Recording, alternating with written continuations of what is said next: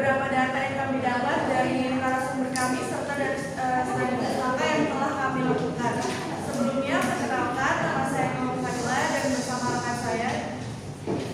Nama saya Fadila.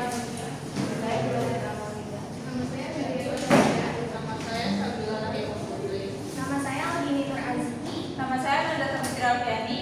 Langsung lanjut ke materi.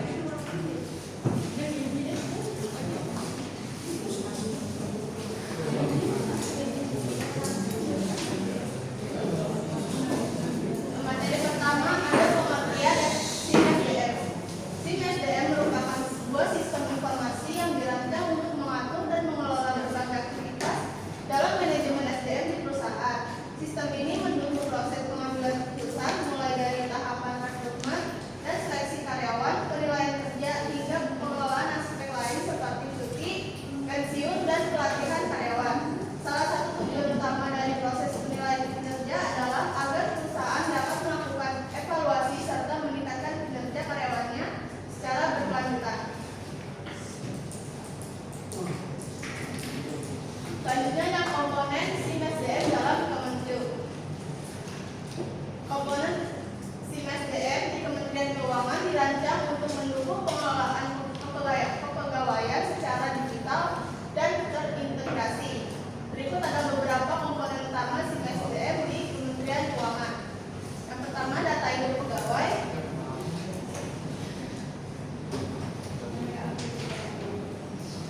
Itu menyimpan data pribadi dan riwayat pegawai berupa NIM, nama, unit kerja, pangkat, jabatan, pendidikan, dan lain-lain, dan basis dari seluruh modul lainnya.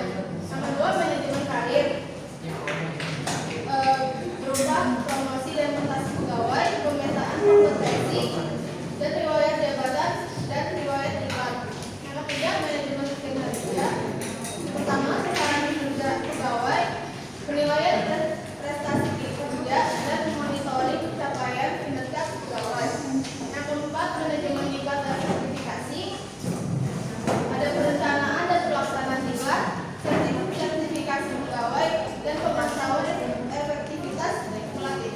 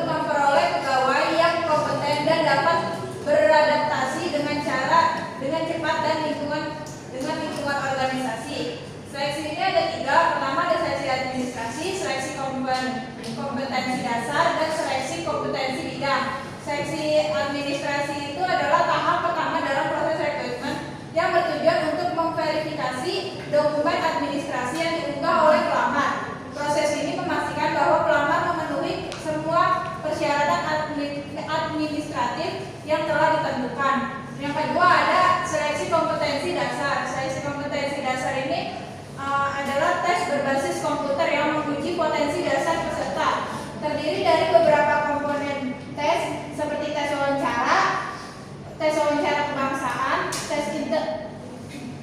tes inteligensia umum, dan tes karakteristik pribadi. Terus yang ketiga ada seleksi kompetensi bidang. Seleksi kompetensi bidang ini adalah tes untuk mengukur kompetensi teknis sesuai dengan formasi yang dilamar. Seleksi kompetensi bidang dilakukan setelah peserta lolos seleksi kompetensi dasar. Next. Selanjutnya ada pelatihan dan pengembangan. Yang pertama ada diklat prajabatan atau pelatihan dasar. Pelatihan dasar atau laksar adalah pendidikan dan pelatihan yang wajib diikuti oleh calon pegawai negeri sipil sebagai syarat pengangkatan menjadi pegawai negeri sipil. Laksar diselenggarakan berdasarkan kebijakan nasional ASN dan diatur dalam peraturan lembaga administrasi negara. Tujuannya untuk yang pertama ada membentuk karakter ASN profesional berdasarkan nilai-nilai dasar aneka atau akuntabilitas, nasionalisme, etika publik, komitmen mutu, anti korupsi. Yang kedua ada mengintegrasikan kompetensi teknis jabatan, kompetensi manajerial dan sosial kultural. Terus ada struktur laksar Kemenko. Pertama ada pelatihan klasikal atau teori, pembelajaran nilai-nilai ASN, wawancara kebangsaan, kedisiplinan dan sebagainya. Selanjutnya ada non klasikal, aktualisasi peserta menerapkan proyek perubahan aktualisasi nilai ASN di unit kerjanya. Yang ketiga ada evaluasi dan pelaporan, ujian tertulis dan presentasi laporan aktualisasi. Selanjutnya yang kedua ada diklat teknis.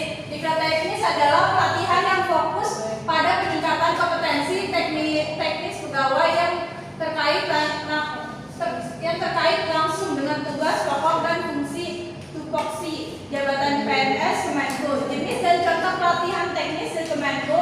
Yang pertama ada perpajakan, pelatihan PPH, PPN, tax credit dan lain-lain. Yang kedua ada kepabeaan dan cukai. Pelatihan teknis menindakkan audit, pengawasan barang. Yang ketiga ada keuangan negara, pelatihan APBN, penganggaran, pelaporan keuangan.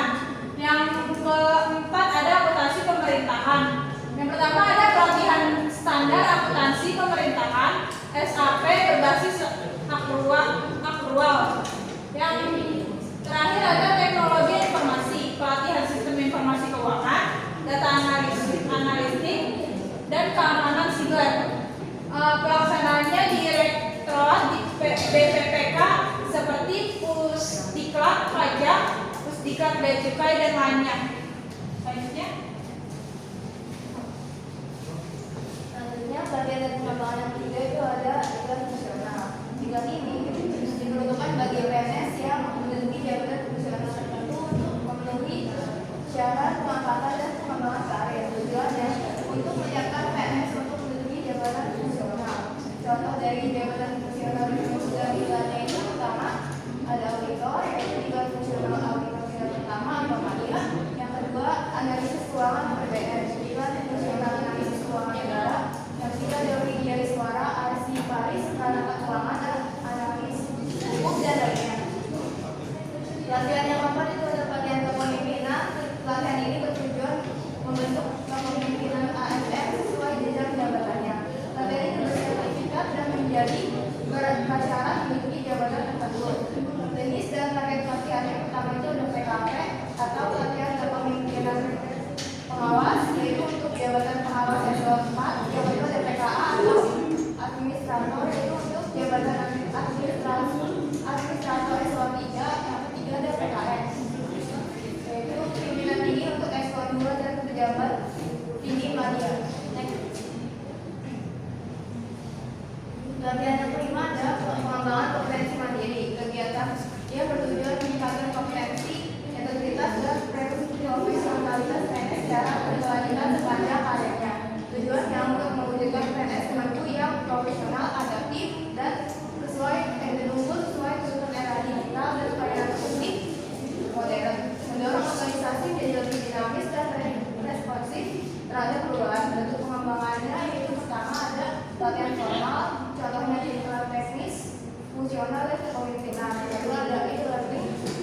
blended learning, yaitu melalui platform digital beasiswa PPK. Yang ketiga ada sertifikasi profesi, itu auditor, akuntan pemerintah, analisis kebijakan.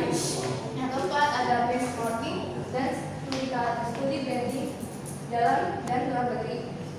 Yang kelima ada program talent pool dan hashtag, yaitu bagi SDM unggul dan berpotensi. Yang keenam ada coaching dan mentoring oleh pejabat senior. Yang terakhir ada rotasi, mutasi, dan promosi jabatan sebagai bentuk pengayaan potensi.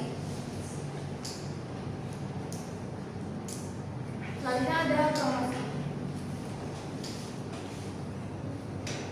Promosi jabatan adalah pengangkatan seorang PNS ke jenjang yang lebih tinggi dengan tanggung jawab yang lebih besar. Sedangkan kenaikan pangkat adalah penghargaan yang diberikan kepada PNS yang telah memenuhi syarat berdasarkan pasal kerja dan nilai kinerja.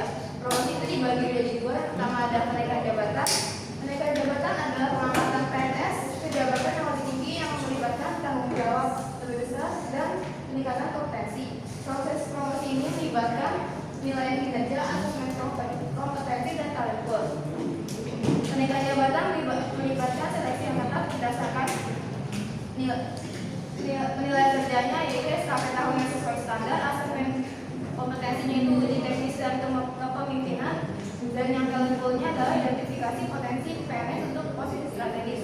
Contoh dari kenaikan jabatan ini adalah seorang analis keuangan yang berkinerja baik selama 3 tahun bisa dipromosikan menjadi kepala subbagian perencanaan setelah lulus seleksi terbuka dan asesmen.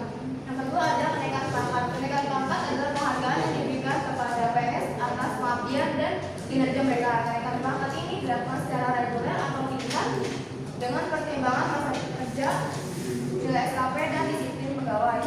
Proses promosinya meliputi penilaian kerja,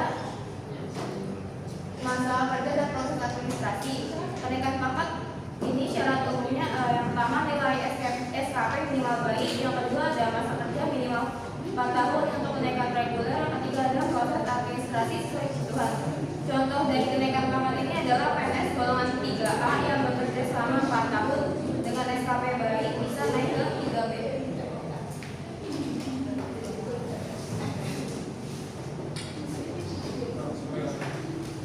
Selanjutnya yaitu ada mutasi.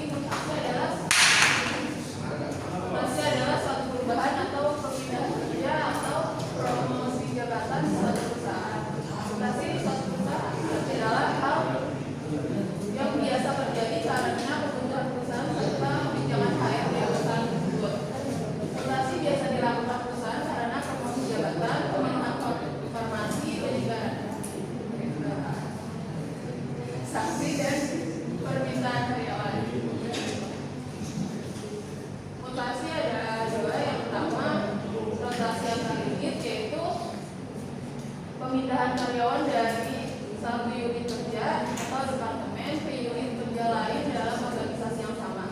Rotasi ini biasanya dilakukan dengan tujuan untuk memperluas pengetahuan, keterampilan, dan pengalaman karyawan, serta untuk menghindari kejenuhan dalam pekerjaan yang sama. Yang selanjutnya ada mutasi antar daerah. Mutasi pindah antar perangkat daerah dalam instansi adalah perpindahan tugas dan lokasi dalam satu instansi daerah atau antar perangkat daerah atau antar unit kerja. PNS yang ingin mengajukan mutasi perlu mengajukan permohonan kepada kepala perangkat daerah, dan jika disetujui, permohonan tersebut diteruskan kepada bupati melalui BKPP.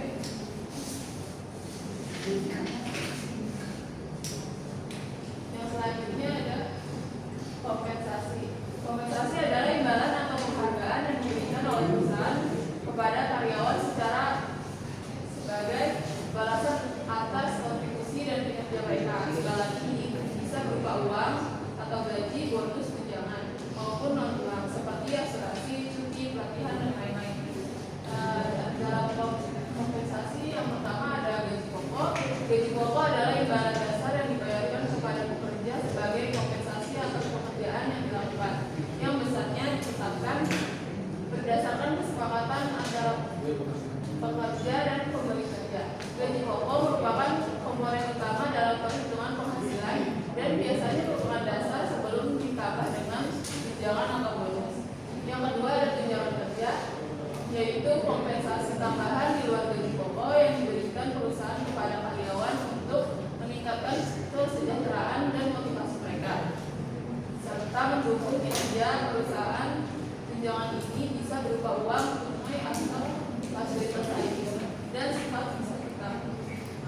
kerja tetap. Materi selanjutnya ada peraturan kerja. Yang pertama ada jam kerja. Jam kerja yaitu dasar hukum yang mengatur jam kerja pegawai di lingkungan Kementerian Keuangan Republik Indonesia mengacu pada peraturan pemerintah terkait disiplin dan jam kerja pegawai negeri sipil dan surat edaran Menteri Pendayagunaan Aparatur Negara dan Informasi Birokrasi yang mengatur fleksibilitas dan efektivitas jam kerja aparatur sipil negara. Yang kedua ada cuti, yaitu ketentuan mengenai cuti bagi pegawai negeri diatur dalam peraturan pemerintahan atau PP No. 11 Tahun 2017 tentang manajemen pegawai negeri sipil peraturan pemerintahan nomor 94 Tahun 2021 tentang disiplin pegawai negeri sipil. Jenis cuti itu yang diatur dalam pengaturan tersebut yaitu ada cuti tahunan, cuti besar, cuti sakit, cuti melahirkan, dan cuti luar tanggungan negara. Yang berikutnya adalah kode etik dan disiplin. Setiap pegawai Kementerian Keuangan wajib menjunjung tinggi 5 dasar IPSK, yaitu integrasi, profesionalisme, sinergi, pelayanan, dan keamanan. Nilai-nilai ini membentuk etika kerja yang mendorong kejujuran, tanggung jawab, kerjasama, pelayanan prima, dan perbaikan berkelanjutan. Dalam menjaga integritas organisasi, pegawai dilarang melakukan tindakan seperti korupsi, penyalahgunaan wewenang, dan pelanggaran disiplin.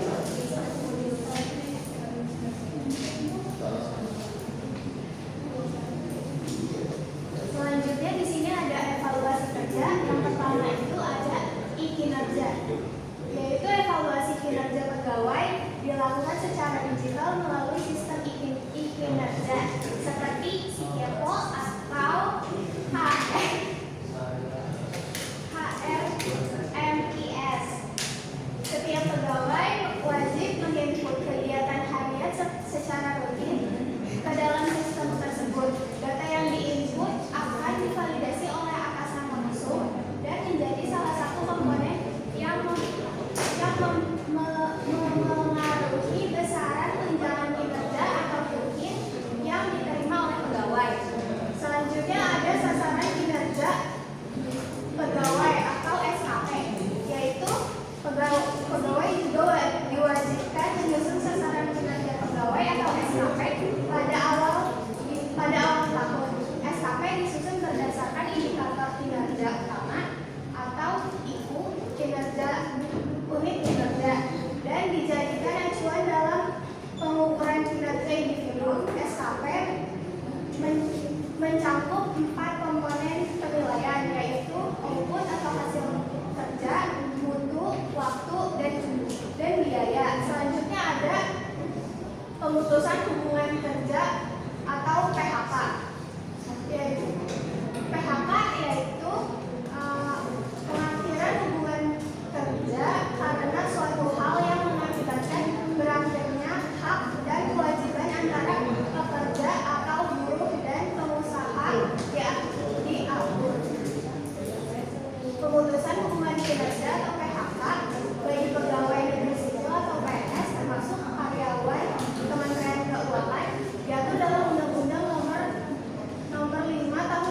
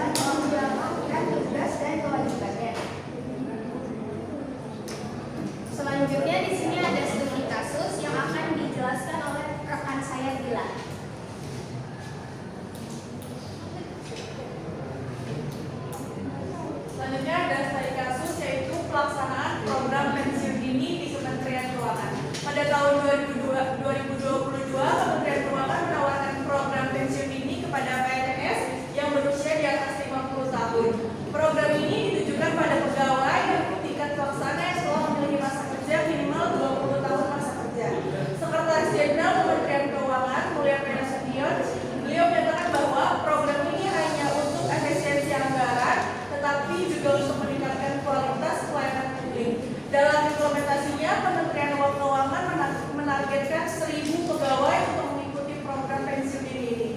Pegawai yang telah memilih untuk pensiun dini akan mendapatkan insentif yang disesuaikan dengan masa kerja dan pangkat terakhir. Program ini bersifat sukarela dan pegawai yang tidak ingin mengikutinya dapat melanjutkan tugasnya seperti biasa.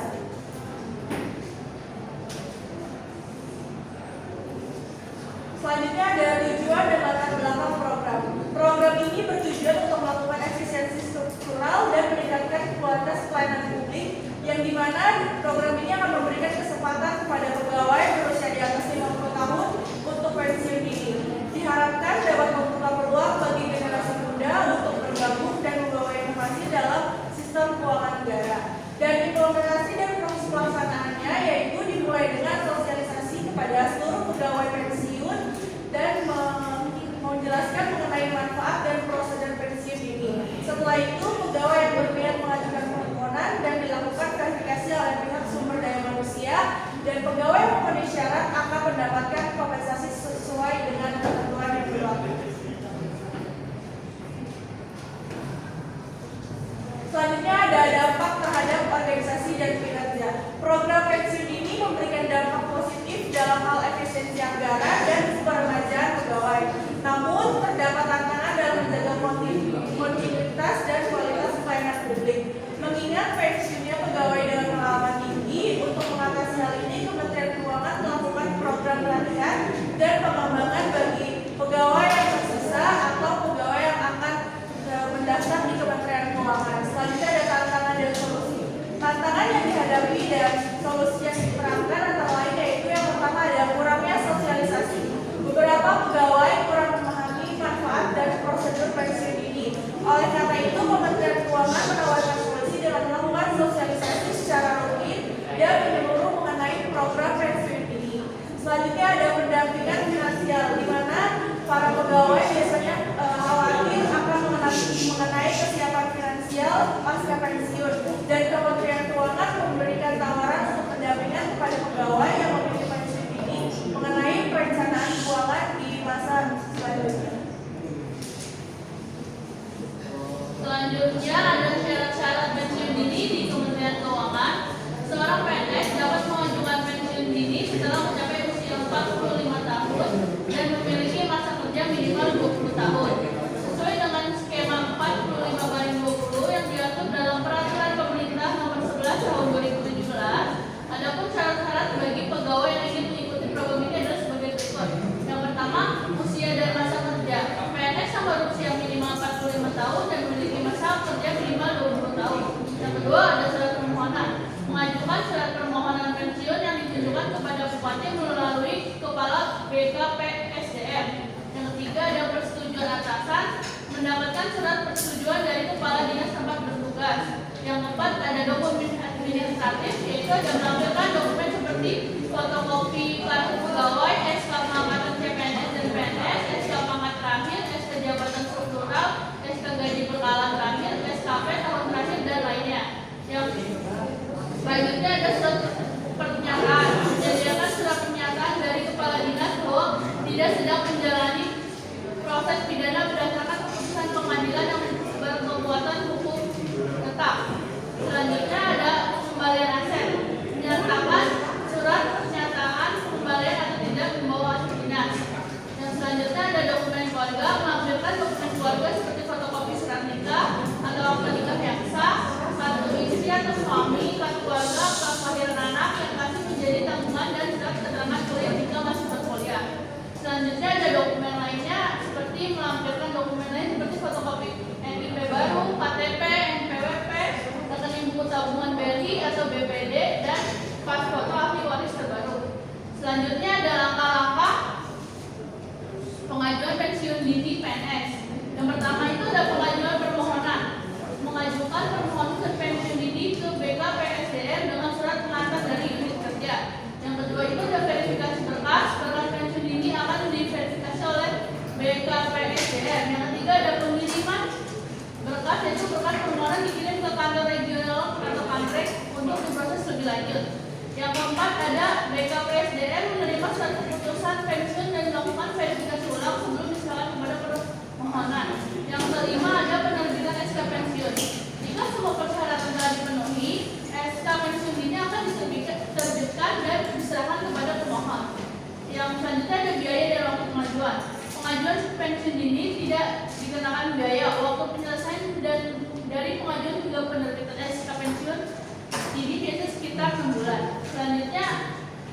kesimpulan. Kesimpulan dari materi hari ini adalah sistem informasi manajemen sumber daya manusia di Kementerian Keuangan merupakan sistem digital terpadu yang mengelola seluruh proses kepegawaian, mulai dari rekrutmen, pelatihan, mutasi, promosi hingga pensiun. Sistem ini mendukung efisiensi, transparansi, dan pengambilan keputusan berbasis data, serta terintegrasitas dengan sistem eksternal seperti BKN dan SPAN.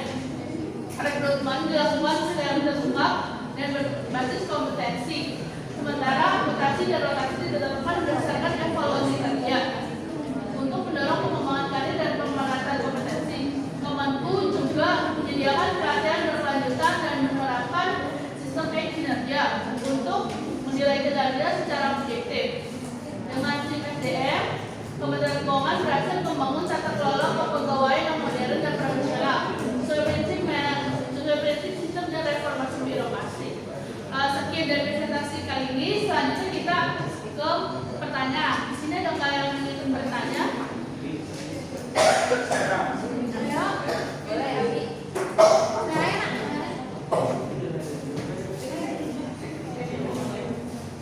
Siapa tadi yang menanya?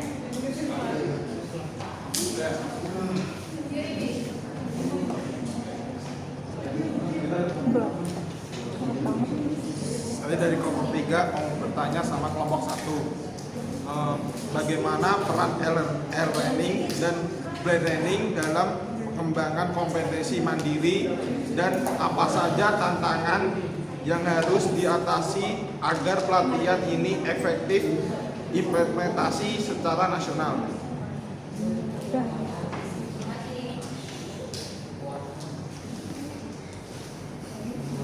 Ada lagi.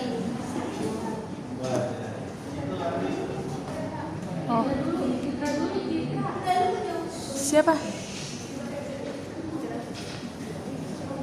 Nanya.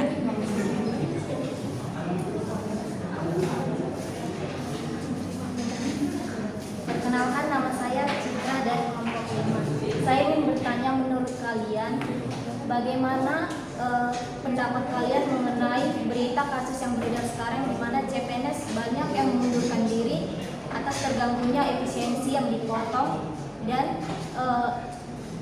tempat dan penempatan yang telah disediakan oleh pemerintah. Yang pertanyaannya, apa pendapat kalian tentang kemundurannya para calon ASN tersebut? Terima kasih.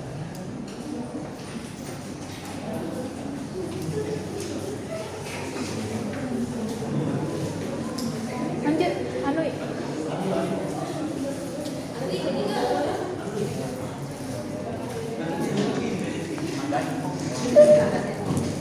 Nama saya Oh, kepala botaknya. dari kelompok 3, kelompok 5. Adanya apa saja kompetensi Apa aja kompetensi? Salah maaf. yang diperlukan untuk sukses sebagai PNS. Gedein suaranya. Gedein, weh, berulang. Apa saja kompetensi Apa saja kompetensi yang diperlukan yang diperlukan untuk sukses sebagai PNS sebagai PNS di Kementerian Keuangan. di Kementerian Keuangan? Thank you. Udah. Oke. Ini jadi gue terang.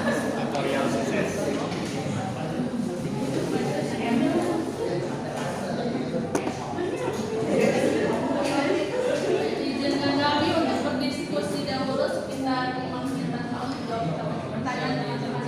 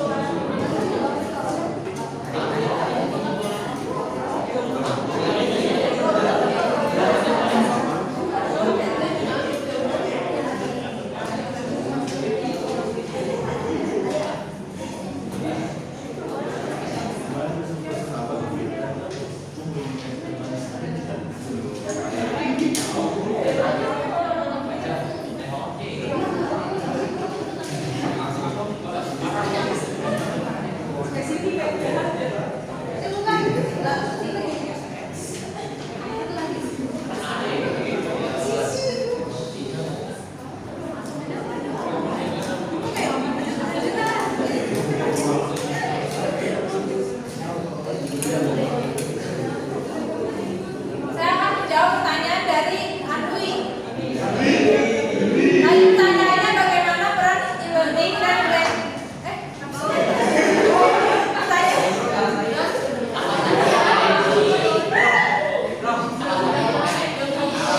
pertanyaannya tadi apa saja kompetensi yang diperlukan untuk sukses sebagai PNS di Kementerian Keuangan?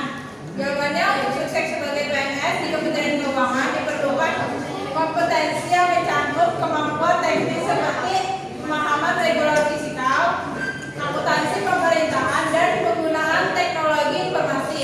Kompetensi manajerial seperti perencanaan, kepemimpinan, dan pengambilan keputusan berbasis data, serta kompetensi sosial seperti komunikasi efektif, kerjasama tim, dan pelayanan publik. Di samping itu, integritas, disiplin, dan kemampuan beradaptasi juga menjadi aspek kepribadian penting yang harus dimiliki untuk menjalankan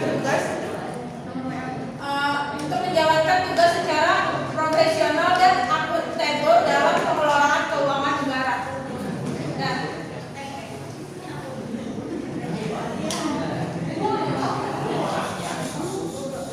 Selanjutnya di sini saya akan menjawab pertanyaan dari Abi.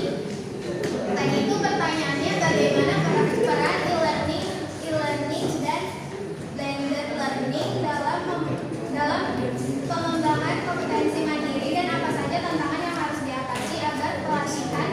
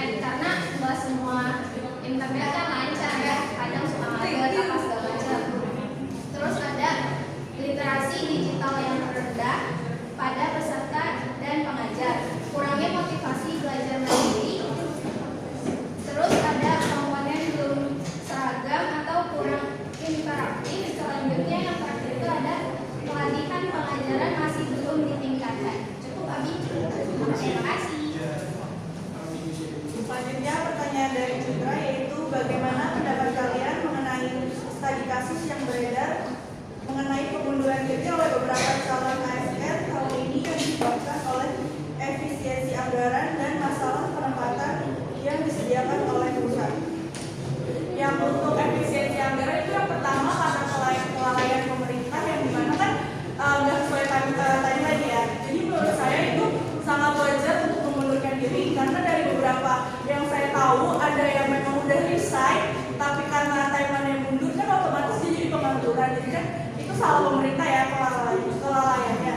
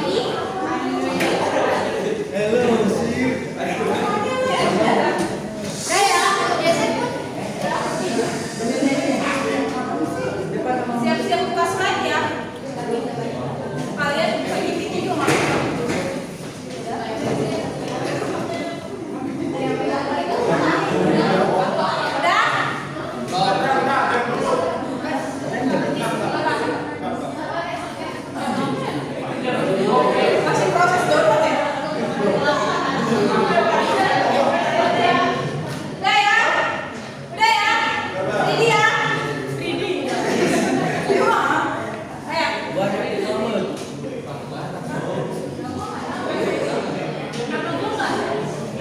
Ada udah. Kan putar.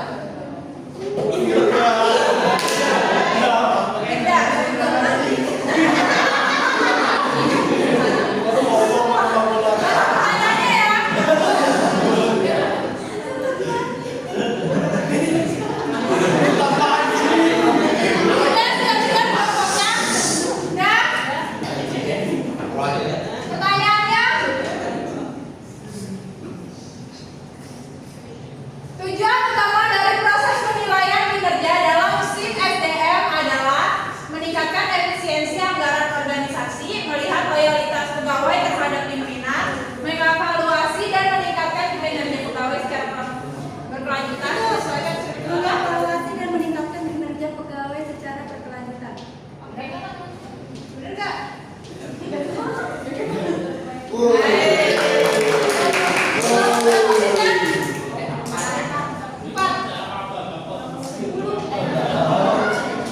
Oke, nggak usah dibacain ya.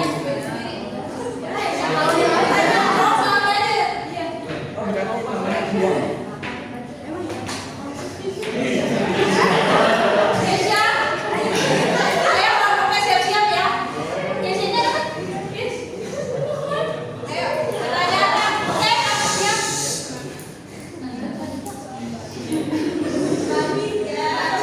Jalur khusus dalam seleksi CPNS mencakup semua kategori berikut kecuali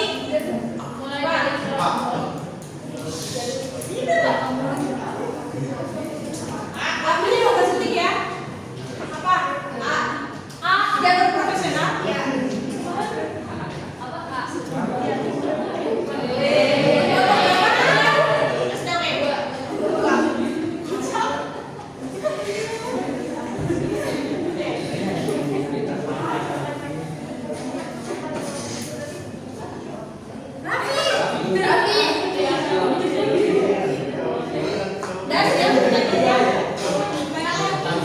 Dalam laksana pembelajaran nilai ASN dan wawasan kebangsaan dilakukan melalui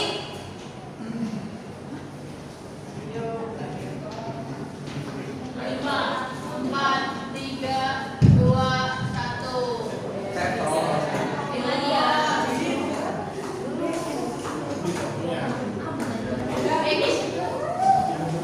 kelompok ini sama tadi Pak. Bimbingnya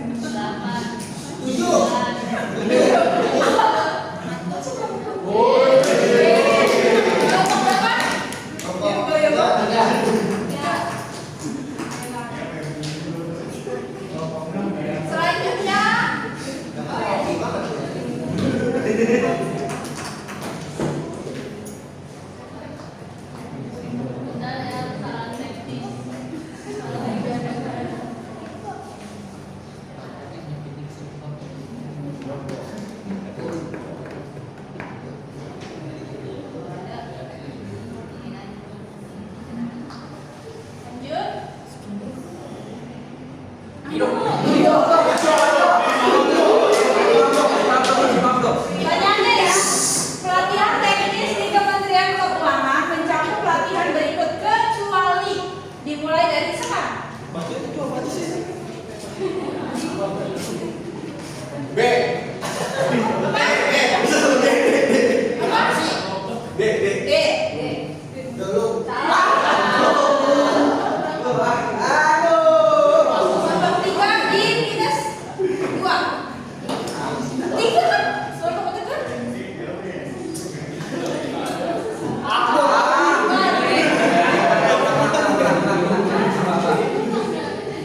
Ayo, Akbar.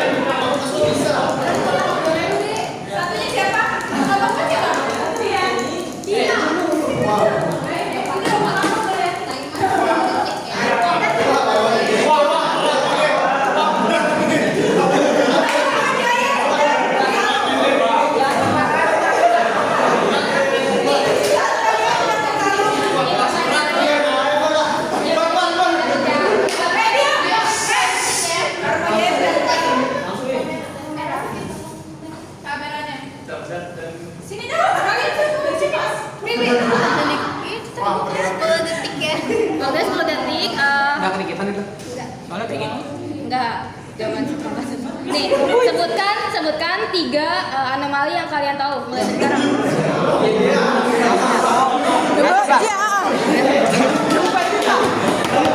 Sahur, lirila, berberpadami. Berarti juara 3-nya ada di kelompok 4. Ayo per kelompok dari kelompok 2, 4, dan 6 dipersilakan untuk maju ke depan.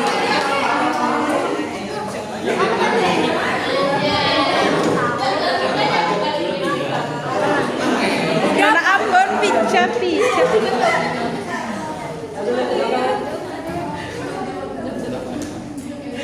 Hai guys.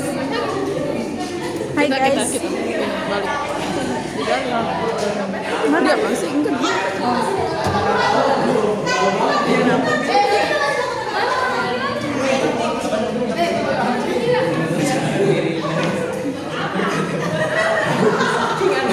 Maju. Kelompok 2 mana? Perwakilan? Nggak mungkin semuanya. Ayo sini.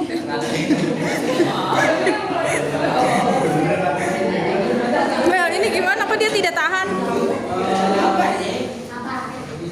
Dah? Penyerahan dimulai.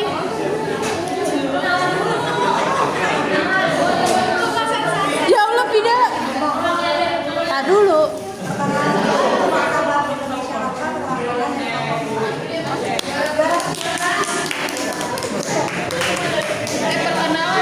Perkenalan dulu.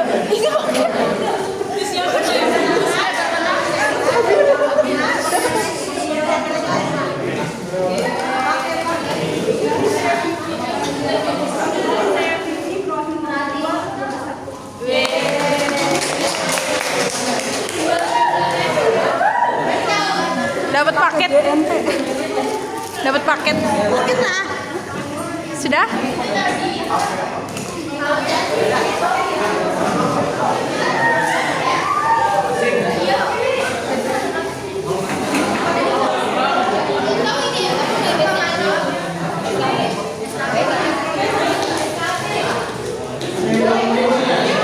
Kok gelap banget ya?